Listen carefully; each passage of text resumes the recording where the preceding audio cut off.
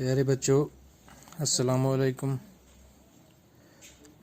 آج ہمارا subject Urdu class 5 اور ہمارا ٹاپک ہے آج کا بناوٹ کے لحاظ سے اسم کی اقسام۔ تو بچوں، بناوٹ کے لحاظ سے اسم کی 3 اقسام ہیں۔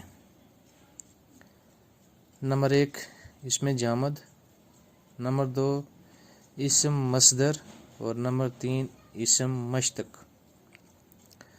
تو بچوں، سب سے پہلے ہم یہ جاننے کی کوشش کریں گے کہ جو اسم جامد ہے وہ کیا ہوتا ہے۔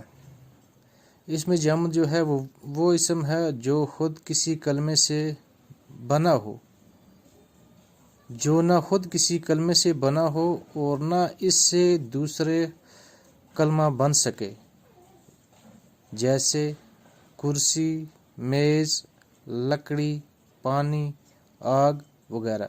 یعنی اسم جامد وہ اسم ہے جو نہ خود کسی کلمے سے بنا ہو اور نہ ہی اس سے کوئی دوسرا کلمہ بن سکے۔ تو بچوں، نمبر 2 اسم مصدر وہ اسم ہے جس میں کسی کام کا کرنا، ہونا یا سہنا ظاہر ہو۔ مصدر سے اور کلمے بنائے جا سکتے ہیں، مثلا کھانا، پینا، سونا، جاگنا، رونا، دھونا، آنا، جانا وغیرہ۔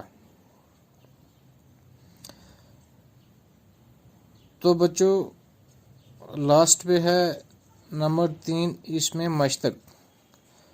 تو بچوں، اسم مشتق وہ اسم ہے جو مصدر سے بنا ہو، یعنی جو اس میں مصدر سے بنا ہو، جیسے لکھنے سے لکھائی، پڑھنا سے پڑھائی، پڑھنے والا یا پڑھا ہو۔ یعنی جو اس میں مشتق ہے وہ اسم ہے جو مصدر سے بنا ہو، جیسے یہ ہے اس میں مصدر۔